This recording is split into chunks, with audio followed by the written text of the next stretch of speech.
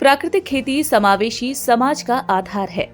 प्राकृतिक खेती के संवर्धन, संरक्षण एवं प्राकृतिक पारिस्थितिकी परितंत्र को बनाए रखने के लिए तपसिल जाति आदिवासी प्रकटन सैनिक कृषि विकास शिल्प केंद्र संस्था द्वारा राष्ट्रीय संगोष्ठी का आयोजन जनवरी 2025 को कॉन्स्टिट्यूशन क्लब ऑफ इंडिया नई दिल्ली में किया गया। संगोष्ठी में पश्चिम बंगाल के साथ देश भर के 15 से अधिक राज्यों के किसानों ने सहभागिता की। कृषि और किसान कल्याण राज्य मंत्री भारत सरकार श्री रामनाथ ठाकुर ने अपने निजी सचिव के मिश्रा, जो कि संस्था की राष्ट्रीय सलाहकार समिति के सदस्य भी हैं, के माध्यम से अपना संदेश भेजा, जिसमें उन्होंने भारत में प्राकृतिक खेती की आवश्यकता और इसके उद्देश्य को प्राप्त करने के लिए सरकारी समर्थन पर जोर दिया।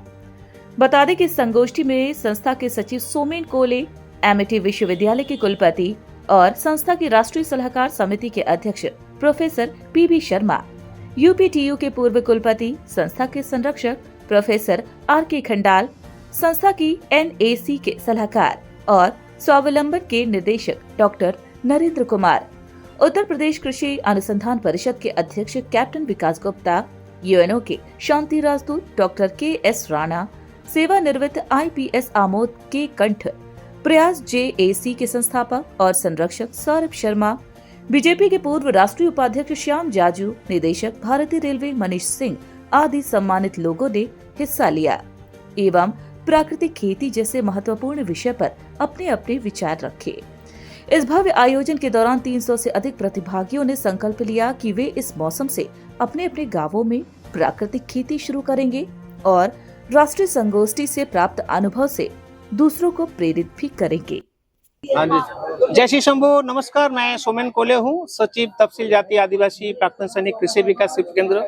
हमारा ऑर्गेनाइजेशन आज यहाँ पे एक नेशनल सेमिनार कर रहा हूँ नेचुरल फार्मिंग के ऊपर, क्योंकि आज देखिए देश को आगे ले जाने के लिए, देश को जनगण को आगे ले जाने के लिए, क्योंकि आज सभी लोग, आप लोग जानते हैं क्योंकि मीडिया से जुड़े हुए हैं, कि ऐसा कोई घर नहीं है जहाँ जिसके बीमारी नहीं है।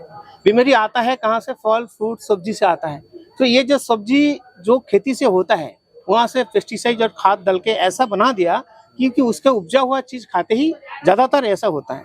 देखिए आज देश में बहुत गवर्नमेंट हॉस्पिटल है, फिर भी नर्सिंग बहुत होता है, लेकिन कोई भी खाली नहीं चलता है, रमरमा करके चलता है। क्यों चलता है? एक ही रीजन है, जो खाने पीने जो सिस्टम है हमारा इंडिया पे, इसको बदलना चाहिए। तो इसके पहले ऑर्गेनिक खेती तो होता ही था। अभी जो हमारा प्रधानमंत्री मोदी जी का जो सपना है कि नेचुरल फार्मिंग को बढ़ावा देने के लिए, इसके लिए जो गवर्नमेंट ऑफ इंडिया ने एग्रीकल्चर मिनिस्ट्री में 1,52,000 करोड़ रुपया उन्होंने किया है, दिया है। इसके बावजूद भी हाल ही में 2 महीना अभी तक हुआ नहीं, उन्होंने नेचुरल फार्मिंग के ऊपर आगे ले जाने के लिए 2,484 करोड़ रुपया दिया है नेचुरल फार्मिंग को आगे ले जाने के लिए। आज यहाँ कार्यक्रम आयोजित, सेमिनार आयोजित किया गया। मैं सभी आयोजकों को अपनी तरफ से बहुत बहुत बधाई देता हूँ। खेती किसानी हमारा राष्ट्रीय जीवन का मूल आधार है और भारत के विकास का रास्ता भी गांव, खेती और किसानी से ही जाता है। पिछले कुछ वर्षों में दुर्भाग्य रहा है कि लोग खेती बाड़ी से निकलकर लोग शहरों में पलायन कर गए और अपनी नौकरी वगैरह ढूंढने लगे, लेकिन आज भी खेती अभी भी उत्तम है।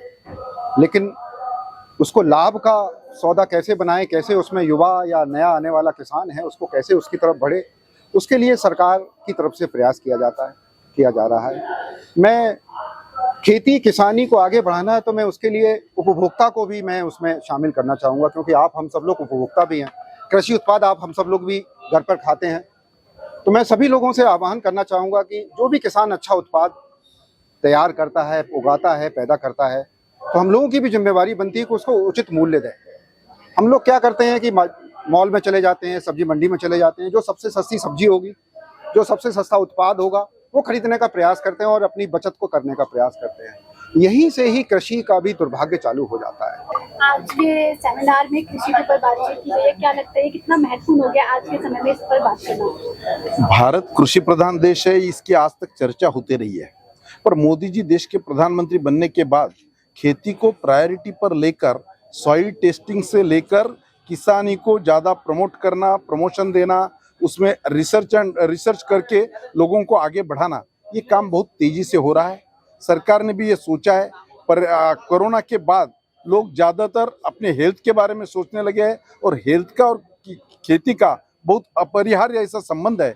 तो मुझे ऐसा लगता है कि आने वाले दिनों में जो बढ़ने वाला ऑर्गेनिक फार्मिंग का विषय है, नेचुरल फार्मिंग का विषय है, यहाँ का पर्यावरण का विषय है, इस विषयों पर इस प्रकार की चर्चाएं होती रहनी चाहिए। इसमें जैसा जैसा प्रबोधन प्रचार प्रसार होगा उससे देश में जागृति बढ़ेगी और देश विकसित भारत में इसकी बहुत महत्वपूर्ण भूमिका है। जी, जैसे मैंने अंदर भी बोला, ये सबसे महत्वपूर्ण विषय इसलिए हमारे लिए क्योंकि जैसा हम खाते हैं उसी प्रकार से हमारा शरीर विकसित होता है। तो अगर हम पेस्टिसाइड्स खा रहे हैं तो हमारा शारीरिक तौर पे दो तरीके से हमें नुकसान हो रहा है। शारीरिक तौर पे भी हमें नुकसान हो रहा है और मानसिक तौर पर जो कहीं अधिक महत्वपूर्ण है मानसिक तौर पर, तो मानसिक तौर पर और अधिक समस्या आती है। अगर आप कोई मेडिसिन खा के बैठे हैं तो आपके माइंड में अलग अलग थॉट्स चलेंगे। तो साइकोलॉजिकल प्रॉब्लम जो आ रही है, क्योंकि मैक्सिमम जो फॉरेन में भी रिसर्च है कि हमारी 90% समस्याएं जो डॉक्टर्स के पास हम जा रहे हैं वो साइकोलॉजिकल प्रॉब्लम्स को लेकर के, तो 90% प्रॉब्लम्स हमारी इस खाने से आ रही है। तो अगर हम खाने को कंट्रोल करेंगे तो हमारी ये बीमारियां भी दूर होंगी। तो बहुत शारीरिक की बात करें हम तो कैंसर्स वगैरह जैसी प्रॉब्लम हमारी आ रही है वो भी हमारी दूर होंगी और मानसिक बीमारियां भी हमारी सही होंगी अगर हम वापस अपने सनातन धर्म पे जाएंगे और जैविक खाद का प्रयोग करेंगे, वही गाय के गोबर और गौमूत्र का प्रयोग करेंगे।